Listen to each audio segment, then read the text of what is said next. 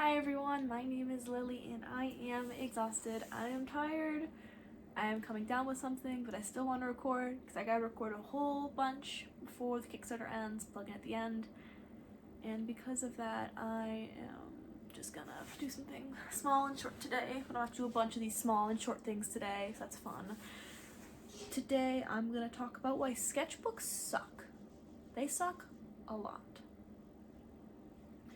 I have a little note card here with all my little notes on it. I'm gonna be reading off that. And I would like to say this before I do begin.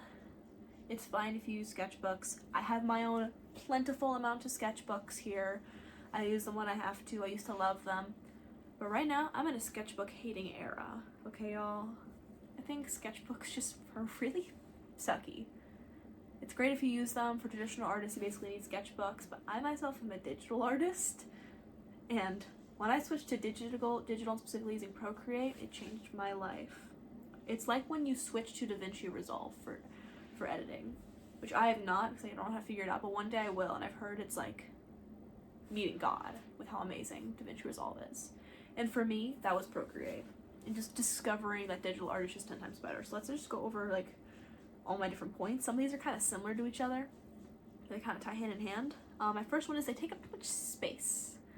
You guys can already see my bed's kind of messy. Behind me is a sea of items. Over here I got multiple different dressers. I got makeup and notebooks and books and board games and stuff for making pins and my markers and more board games and stuff for knitting for some odd reason and sewing over there and a whole bunch of sketchbooks, and I'm cosplaying soon and I'm making a whole bunch of stuff with that. Like I'm making Helldivers 2 armor for an upgraded TV. And I have to paint his gun and cut out my own wings, and it's a lot of things I have in my room. And that's just behind the camera. I've been questioning everything like to my left. And sketchbooks take up an entire multiple drawers in this cacophony. And I don't have the heart to throw any of them out unless I fully use them. And then when I fully use them, what am I supposed to do with them then? Admire them? I'm not gonna do that, I'll be honest. So I just kind of have a whole bunch of used sketchbooks I kind of want to get rid of now, as well as old sketchbooks I kind of want to get rid of, but I'm like stuck in this hard place. And for someone like me who has a whole bunch of hobbies and limited space, sketchbooks take up way too much space for me. Too much pressure. I feel like when I'm trying to draw a sketchbook, I feel like I want pressure to make it look amazing despite sketch being in the name, and I know a lot of people also struggle with this. And that really sucks because you want your sketchbook to look nice and aesthetic, and some people go all the way out and make like those really big, messy looking things on purpose, and I can't. I don't know how. It doesn't make sense to my brain, and I just have way too much of like fear. That's why I've been using sketchbooks recently for just like silly stuff, and only silly stuff and nothing serious. So don't ever expect like a sketchbook tour unless we're going through old art. That's a really good idea. I'm gonna write that down later. But don't expect anything recent for a sketchbook tour. There's just way too much pressure. There's no short keys, like Control Z, being able to backspace and go forward. And you can see me doing the little finger thing because I use Procreate. It's amazing. I can't go backwards when I use a sketchbook. Obviously, with a pencil you can erase, but what about when you paint? There really isn't really a backwards on that. And yes, you can paint in sketchbooks, just you need high GSM. And so because there's no short keys, I also think they suck for that reason. Because I can't go back. I can't do it. Too expensive. Yeah, you can get like the $1 ones, and those are kind of nice. They work, I guess. But if you want like the high quality ones, stuff that you can do watercolors in and all of the fancy stuff, you're spending a lot of money on sketchbooks. And on top of that, I'm gonna go and skip ahead. You need other materials to use a sketchbook. With my iPad, all I need is the iPad and whatever app I'm using and my finger. And I guess you can have like an Apple Pencil if you want, but that's completely optional, and I drew for the longest time without an Apple Pencil. One second, I have something in my eye. Ow! Apple Pencil. You don't need it. But with a sketchbook, you need the pencils, the pens, the markers, whatever else you want to use. There's a whole bunch of stuff you gotta use. Then you gotta get the high quality stuff like that, because eventually you're gonna want to get better and better. You're gonna have a need for more and more expensive art supplies. And then art suddenly becomes a super duper expensive hobby. I can't. I love it. I just go on Procreate and just press new and do everything I want on there, and I don't have to worry about the BS of need to buy a bajillion different art supplies, though I do love collecting a bajillion art supplies. And I will say one of the things I do like about sketchbooks is the textile feeling. Actually doing something on paper is my favorite way to do everything. But it's such a minor thing that the rest of the things kind of take it over. But I will admit, if you're a textile person, sketchbooks are really nice. Actually feeling the pencils kind of almost makes it easier to draw. It's kind of hard sometimes on Procreate or any other drawing thing. Become kind of hard then. Next up, limited use. Well, by this I mean once the sketchbook is full, it's full. Then it becomes dead weight for you to show off in a YouTube video. And while everyone loves the memories, we are an overconsumption society, myself included. My room is just overconsumption, overconsumption, overconsumption. So I am guilty of this as well. And sketchbooks kind of lead more into that because of how many you end up having. You have like 30 sketchbooks and you have nothing to do with them. You can't donate them. The best you can do is throw them away, but you might not want to throw them away. You're attached to the memories. With Procreate, all I have to do is worry about running out of space, and then I can just delete old ones. I can back them up somewhere online. That's one thing I like about the digital age, and I've been switching over to that more lately, like with the life planner. I keep everything organized in one place and easily edit it, and it'll never go away. Because everything is on the internet, and it will never go away no matter how hard you try. And, oh wow, I actually went through everything already. Oh my god. This is such a short video. Okay, yeah, I went through everything. It takes too much space, too much pressure, no short keys, too expensive, limited use, no purpose other than the memories once finished. You need no materials to use.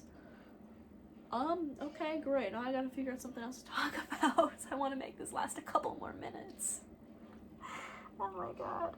I'm so tired. I've had this brilliant idea to just list out as many things that I want to do to update the life planner and everything else. And that was over 80 things I have to do, I counted, and I've only gotten rid of like 30, and they all take so long. The life planner is going to look beautiful and immaculate, but I can no longer open said life planner on my phone or on my Chromebook because of how big it is. It's really bad. It's so long. I might have to split it into like 2 different sections just so I can have it all. That's how long it is. Which I love how long it is, but it's a problem on all of my devices. I can no longer update it through different things. I can only update it on my PC, basically. It's over 100 pages now, but I'm adding a whole bunch of different things. One of the weird ones I'm adding is like infinite craft. If you guys know what that is, it's like a game where you can just make infinite amount of stuff, like one of those, I guess, matchword games. Like you combine 2 things and make something else. Basically, I just came up with 100 different goal words that I want to try and find on Infinite Crafts. That's another one. I'm also making a Dare Be workouts bucket list. Dare Be are like those fun little posters you'll find online of random workouts with random names.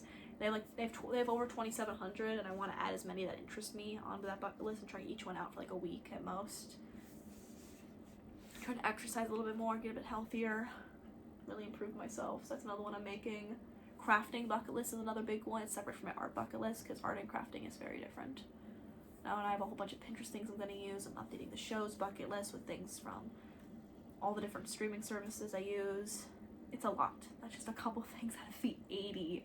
To be fair, not all 80s for the life planner. A bunch of that is also just like basic stuff I have to do at this point, probably like 90 total, but I've gotten through like 30 to 40 of it.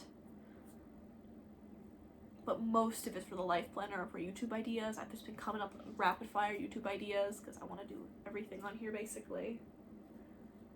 One day I'll go into the backstory a little bit more about why I love this channel so much. I know I had like the first video all about it, but I go completely into it. So maybe one day, like 1 million subscribers if I ever get there, I'll talk about like the real emotional backstory behind this channel.